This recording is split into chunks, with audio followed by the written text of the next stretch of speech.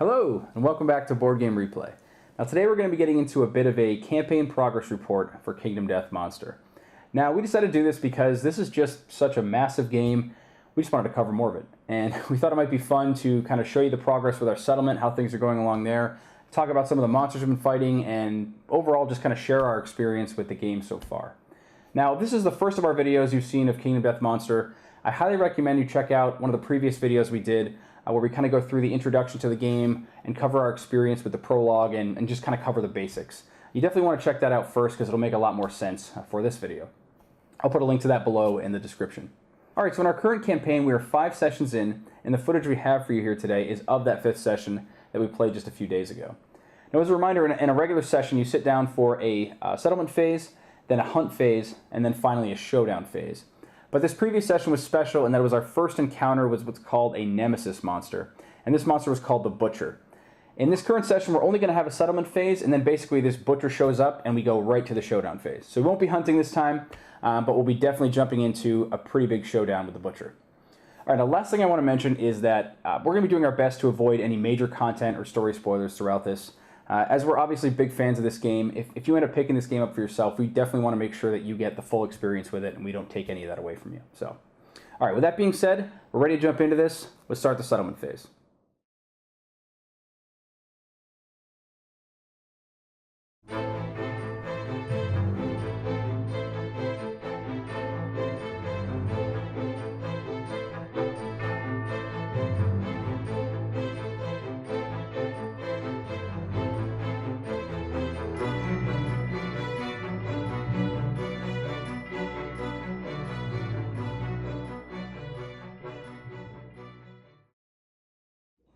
Alright, so to bring you up to speed here, we are in the development phase, the development portion of the settlement phase. We just went through, you saw some of our gameplay of going through the settlement event for the round and running into basically the Nemesis encounter with the Butcher. So we know we're going to be running into this Butcher at the end of the round.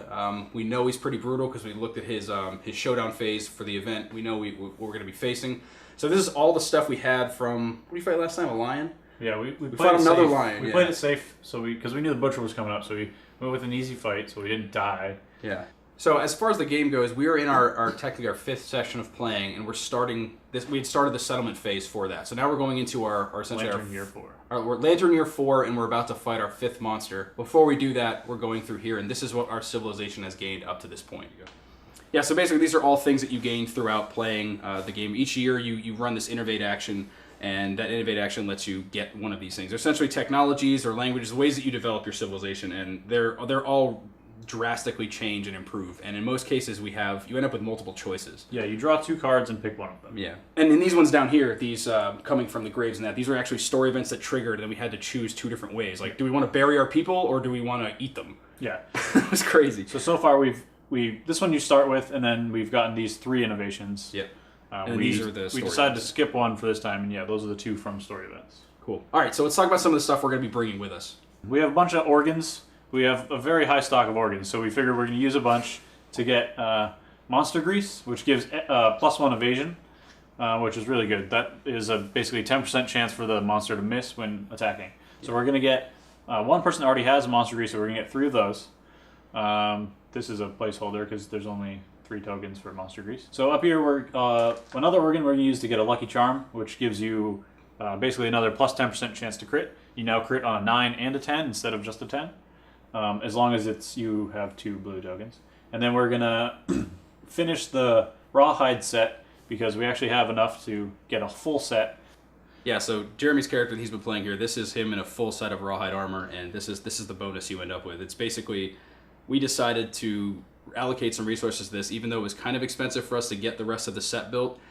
This bonus is just too good to pass up. It gives him 1 extra armor to all locations, and then basically whenever he uses a survival, he gets to roll a die, and it's a 50-50 shot to gain an additional 1 after you use it. So that's incredibly good. We couldn't pass it up, and Jeremy's survivor is arguably the most powerful and strongest. I'm the only one who's actually survived every event. Like, I'll zoom in on this a little bit, but like you can see, he's survived every event. I mean, his understanding level is just insane. He's got lots of courage. He's got weapon proficiencies. Almost max. I have the age bonus. I've gotten the weapon proficiency. Yeah. And this game is very brutal to survivors, and anything can happen that can kill you. So we're just maxing this guy out as much as we can to make sure he can live through this one.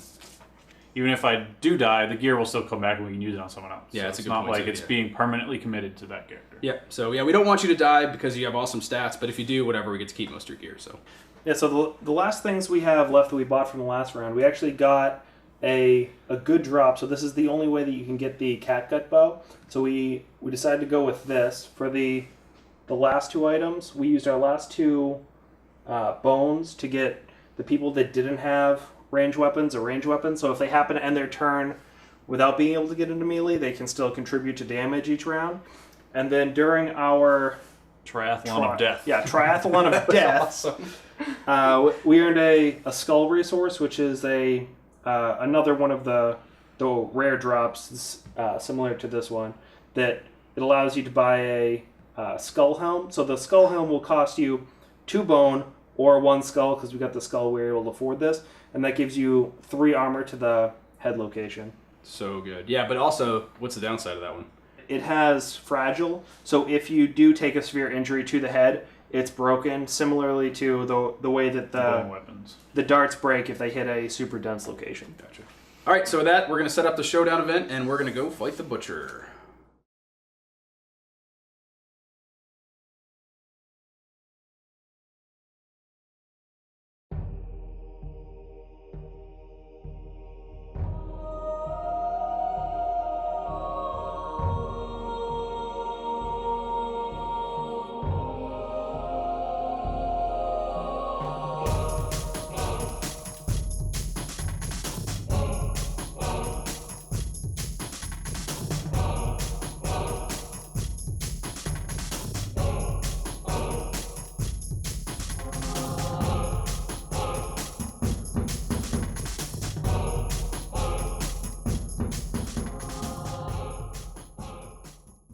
All right, Brian, let's do this. 1, 2, 3, 4, 5. You got range.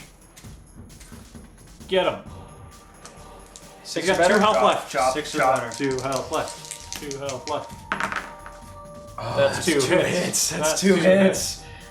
All right, failure. So just don't fail. And death blow. If the butcher is killed at this location, it is beheaded. Okay. Oh my god. Yes! Dude. That one needs to come second. That one needs to come second. Wait, hang on. No, don't look at it. We got the Furious Van Braces. All right, Furious Van Braces. And the Death Blow head location. Don't miss. You have to hit with this. You gotta We behead need him. to decapitate him. Holy shit. No head, too. Decapitate him. God, I'm the worst to roll. All right, what are you rolling on this? You have +1 strength. So 1d10. So You're it's doing. You already. 4. Yeah. So that's +4. 1d10 plus So 1 strength. What is that? 5 or better? 5, 6, 7, 8, 4. 9. On a 9. 5 or better. 5 or better. Yeah, 5 or better. 1d10. Let's do it. If you crit, we don't behead him, but he dies. Well, no. So we're doing this on death blow? No. Starting with Furious Van Braces first. yes. Oh, because we have to do If you- this one too, right? Yes. All right, dude.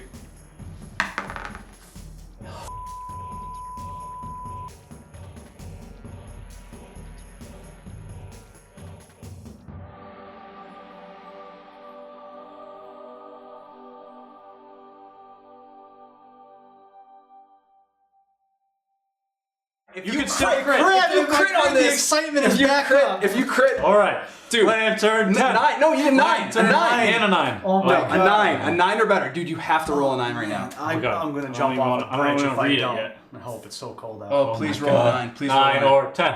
Can we 9 just or keep, 10. what if we just keep rolling 9 until I or get it? 10. and film No, it? just Oh, do it. okay. Just do it. Fix it in post. 9 or 10. 9 or 10? Oh my God! What? I can't believe that just happened. Oh, The I hope your microphone picked that so up. the survivors rejoice. Did we rejoice well enough? Yeah, I'd say so. And the moment changes them forever. Each survivor may either select 1 permanent evasion or 1 permanent accuracy. Oh my god, that's so good. Maybe the accuracy. Well, what did we do, by the way? And we add 2 to the results of our rewards in the aftermath. Oh my God. Oh my god. So what did we do? We just beheaded him. We cut his head off. Chop his fracking head off. So 2 damage. Okay, so we got to explain Sorry, what hang just on. happened. Let me read the flavor. What? It's beheaded. Curiously, its lifeless body remains standing. Oh, dude. Kind of like that. That's so awesome. Just like that. That's so awesome. So what just Wow. happened right there, Wow. we literally came down to the last hit. We had a death blow location. This was his last damage to take, and then and since you rolled with your Bone axe. the bone axe, that when you crit, you do an additional damage.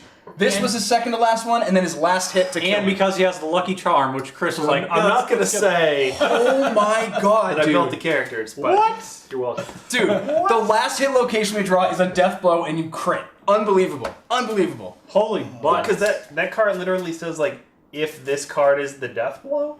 If the butcher is killed at this location, Yeah, at he's this killed hit, at you that hit him spot. with this swing, Yeah, no, that would be. behead him. Out of this entire deck, which got shuffled every single turn, Yep. we happen to draw that, Oh my god. and you dude. happen to crit I on want- that attack. Alright, wrapping up our session here for tonight. I think that was probably close to 3 hours pushing, right? Oh yeah, definitely. 3 hours, yeah. I gotta say that was probably one of the most exciting nights I've had in board game history for me. I think that was Yeah. probably one of those tense moments we've had. Like, that was just mind-blowing. That was awesome. Oh my god. That moment we were sitting there about to roll the dice, we had the 2 hit locations. We're like, we'll try this one first. If you hit him there, then you go to the other one, hit him there. It literally came down to the last possible chance, and like, this is our one and only had to opportunity to behead the butcher. You had to crit him to kill him, and not only did you kill him, you activated like that on that If death blow. anyone else had hit him with any other combination of items, Everything. with any other hit location drawn, Yep. it wouldn't have worked. Yep. Perfect. The way that all came, everything worked out perfect. And that was just the conclusion of it all too. That was like just the finale of ending it with this like epic fight against this butcher. But man, that was so good. And I mean, because of that, we now get to walk around. We have his cleaver that we took with us because that gave us some bonuses to a die roll for the story event. And now we get to go forward with this massive butcher's cleaver that you have to be insane to use because it's probably this like disgusting butcher's cleaver weapon. Yeah, it's got face gunk all over it. God, Because that's he so uses cool. it to carve people's We'll faces try to off. go insane. Man, Yeah, it's easy enough. that was Just amazing. look at anything crazy. But in summary, nobody died, which is Yes. crazy. Wait, we haven't even got to that part yet. Yeah. Good call. Be like, bring it back just a second. We didn't die. We didn't die. We didn't So die. we lost an eye. You got a Mhm. what? What'd you get? I got a bunch of temporary effects. You got a condition or something, right? Yeah. You permanently have monster panic. Oh yeah, Yeah. you got a condition. Yeah. Yeah. It's just monster But- panic. We don't Matt find almost this time. bled to death. He had 4 bleeding. I was tokens. bleeding out. I mean, that was really close to at least one of us dying. When we died, worse things happen out of his. He has an ability that makes worse. What is it? What does he do? Yeah. So the dreaded trophies. When a survivor dies, place their miniature on this card. He gets bonuses. He gets all attack profiles, add bleed, Oh, plus my 1 God. movement, plus 1 speed, and then plus 2 damage. Yeah. So all of his effects are Wow. just this chain Lots of reaction bleed. of death. You Almost know, everything applied to bleed. We'll so. try not to spoil this guy too much because if you're going to play this one and fight him for the first time, we won't tell you about his attacks or how he operates and stuff. But like, bleed is something that does come up a lot. And from what we can see, that effect right there, starting out, I have 4 bleed tokens. Chris has 3. Brian had 1. You had 2. All that stuff, like, okay, one of us is dead. Now he gets an additional bleed token every time. It just keeps chain reacting every time somebody gets hit. Like, every time someone dies. And everyone was crazy by the end of the fight. Yeah, we're all lunatics. We're all went All insane. frenzied. Oh, that's brutal. That's brutal. Even building up to that fight too. Like you made a really good point as we were going. Actually, it was a couple days ago. The last time we had played this is our 5th session. We were like, all right, well, let's just quickly do the settlement phase, and then we'll roll on to the fight the line again. And then we realized that the majority of our time that night was spent during the settlement phase. Yeah. And none of us really had a problem with that. Like we weren't like, oh, let's hurry up and get to the fight. We're like, this settlement phase is actually. Like, this is kind of most of the game tonight because we're just doing, like, a basic hunt afterwards or whatever. Yeah, the settlement and the showdown are the 2 big phases. The hunt is like the one to get from one to the next, and it's relatively quick. Right. But the other ones take a lot of time. There's a lot of strategizing. I mean, And the interactions between all of the different items and how they affect each other is pretty complex as far as the choices that you can make and the trade-offs that you need to do in order to get other things. Because obviously, you never have enough resources, so you have to make efficient choices with them. So it lends itself to a lot of daydreaming at work. It's great. It's great. Yeah. Right, because there's a lot of things which, as you experience the game, it'll trigger something new, so that will affect another aspect of the game. So, when you when you survived, it wasn't Flurry of Blows, it was Hack City. Hack City. Hack City, yeah. That gave you another event to go into, so something else happened. Yeah, like all throughout the game there are breaking points. Even on the character sheet, there's a dozen things on the character sheet that say once you fill in this square, and there's a picture of a book with a title on it, that's a story event. Yeah. You open up the book, go to that story event and read it, and generally there's some flavor and then tables that you're rolling against and granting you permanent abilities or, generally good things, sometimes bad things. Like you really never know what to expect. It's so dynamic. Like the game is always changing shape all the time. Yeah, I also like how the rolls are pretty consistent as far as a 1 is always bad, a lantern's always good. So Jeremy controls the book, but we're rolling for ourselves, and like you roll and a 2 comes out and you're like, I know that's bad. Yeah. Like I don't know what's gonna happen. Yeah. He's about to tell me, but whatever is coming, brace yourself. Yep.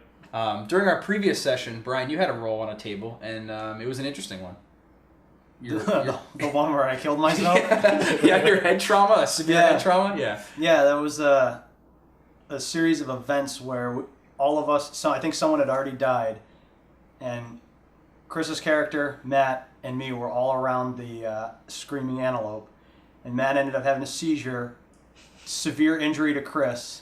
Yep. And then triggered the antelope to do something do like a screeching bellow and and his like running crazy trap. Yeah. And so I took a serious brain trauma and I drew the card, I just had to roll it. I rolled the event book for what happens. I rolled the 1 and then just keeled over dead. Yep, you just go insane from what you saw. Like, it's just too much for your brain to handle, and you just die. I just remember looking at the book, and then I just kind of looked over the top of the book at you, because it was just you and me, and I was like, dude, you're dead. Oh, and you're like, what? The wording, you're dead. The wording itself was no ifs, ands, or buts, you're dead. Yeah, I was like, okay. And then Chris had to roll on that same table tonight for a brain injury. So, like, death is always a die roll away. Like, you never know what's going to happen. It's so unpredictable. That's what's cool about the game is that it's doable, but it's really hard. Yeah. You can lose everything instantly, or you can gain awesome rewards. Yep. So that when stuff like this happens, it's the coolest thing. It's amazing. Everything. I was like, one of awesome. the most exciting moments I think I've ever had playing a game was that when you were about to roll the die for that last hit, like, oh my god, if this happens, it's going to be so good.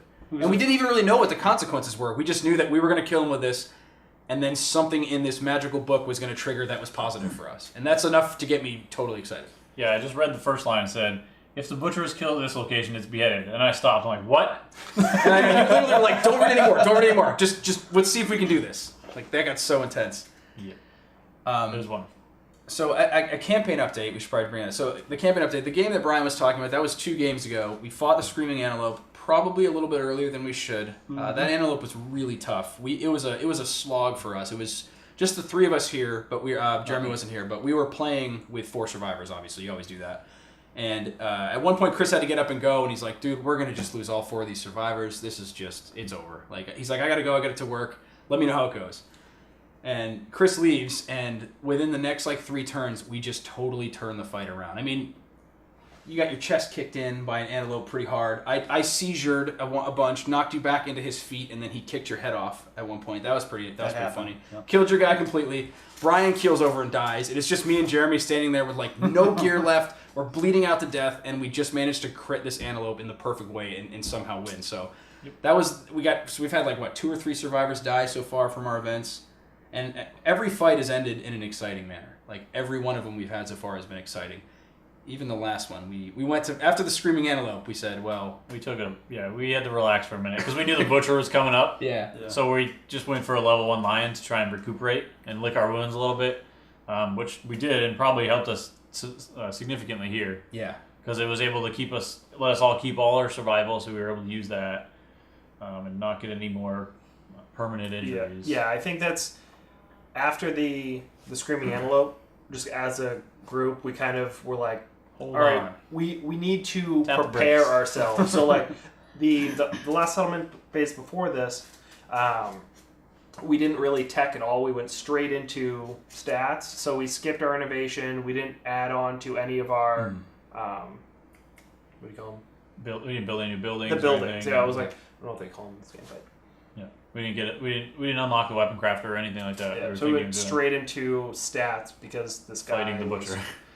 Going to be rough. We actually didn't look at his stats. We didn't know anything. That's one of the things that I mean, I think it's pretty much implied you don't look ahead and see what the guys are. But I want to pause for a second and say, like, learning the rules to this game, the basic rules, not too bad. The book kind of walks you through it. But beyond that, there's a lot of game here. I mean, there's a lot of terrains. There's cards. Each terrain in the game that you place on the board for a showdown has its own specific rules of placement, its own effects, potential things where you can go and like pick up ore and stuff in veins. So sometimes there's like bodies that have loot on it, or there's stone faces that you can stand on and get attack bonuses. There's so many different elements of the game. There's, I have a leadership ability on my character that grants bonuses when certain things happen. All of that stuff it's a very deep game, and so to learn this game, obviously you're buying this massive game. It's an investment in a lot of things. It's an investment in money, and it's also an investment in really learning the game system. Reading through a lot of the side rules, the FAQs, and all that stuff. I just think it's important to point that out because if you get frustrated with a lot of rules, this game will get you frustrated quick. But I think if you take the time to like learn it and go through all those things, it's an incredibly rewarding experience because it all kind of makes sense to us now. Like, I feel pretty comfortable with them as we go, the combats and stuff. But I'd be lying if I said we didn't stop a number of times throughout our first 4 or 5 games and say, well, how does that work exactly? Let's make sure we got it right. Well, I think the main reason is there isn't like a rule section you read ahead of time. You kind of read it as you go. Like, for example, we drew this and it says paired. This is the first time we've seen it, so we had to look it up in the book. Yeah. There is a glossary. Yeah, there's a glossary. So, I mean, we were able to find it, but it's not like, other than like common sense and be like, that probably means this. We had to actually look it up and be like, what's the actual wording on that? Because we'd never seen it before. It's the first time. You don't read through the whole book. I mean, you could, but there's no real necessity to do that. Yeah. There's so much here, and it all interacts with each other very fluidly. So there's so much to think about and make the decisions of like the nuts and bolts of the game. Like, not during the actual playing. There's a lot going on there too with strategy, but there's just so much planning, and I love planning. I'm weird. Yeah. You actually said, you're like, I'll be honest. If the settlement phase was like majority of the game, like, I'd be cool with that. Like the settlement phase is enough. Like if we had to play this with 5 players, I'd be okay with leaving after the settlement phase and just be like, all right, E4, enjoy yourselves. Let me know how it goes.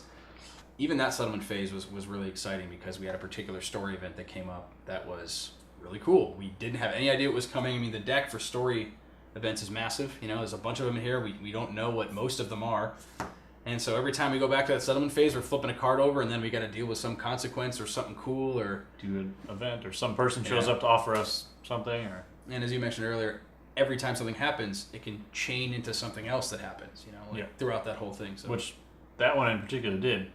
Like, it changed what we were going to purchase, because we got like we got the boots. Like, well, now that we have the boots, we can do something else. Yep. Right. So it totally shapes your whole turn. Yep, because I had a great plan of what we were going to do, and then the event completely changed what was the better play. Yeah. There's so much strategy in how you fight, even though we're fighting this guy and having no idea what's in his AI deck. Like, I think that's, when you approach this game, do not look at what's coming up in their AI deck. Take the cards that they say, make the decks as you will, and fight them, because it's so interesting. Like, we're starting up this fight and we were sweating. We're like, what is he going to do, we man? literally have no idea what this guy does. He's got 2 giant axes. He probably smashes us with them. But what the hell does he do? Like, what's his behavior? His AI deck had, 12 cards, something like that in it? Plus they're randomized. 16 cards. Well, 4 of those were specials. But so, like 5 advanced and 4 specials. So these are all the cards. Not only did we not see, we didn't see them all in here because we wounded them before they even showed up. There's also another 10 or 15 other options. They're randomized, so the battle is random too sometimes. So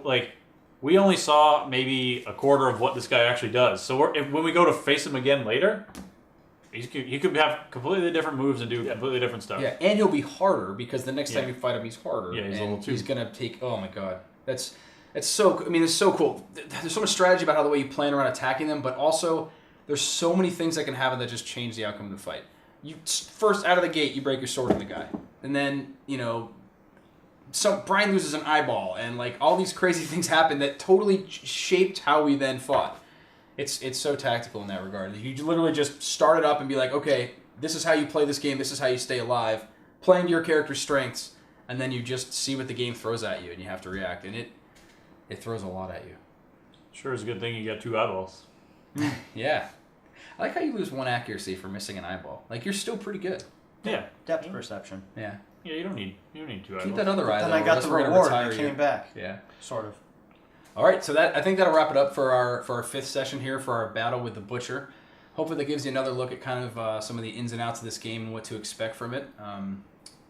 Yeah, I think we'll be tuning in again in a little bit. Maybe check in a couple sessions again to kind of show you where our settlement's at and maybe talk a little about what we're fighting. Again, we're not spoiling too much here as we play throughout this. We're not like reading story events or anything like that. There's still a lot of this game to experience. God, I don't even know how little we're actually showing in these videos. Like, there's trying our best. so much to this game, but we also want to explain how exciting it is. So, If you want to understand how exciting it is, you're going to see me excited. Chris's excited face is rare. Yeah. All right, awesome. Hey, well, thank you guys so much for watching. Check in with us again soon. We'll maybe have another one of these videos coming out in the next couple of weeks. So, take care. All right, so I just built this model for tonight, and well, Left a piece at home. I built the original models at a different house, and then I lost it in the move. So this model doesn't have a head. It's a good thing we beheaded him, huh? That's absolutely ridiculous. Good thing we beheaded him.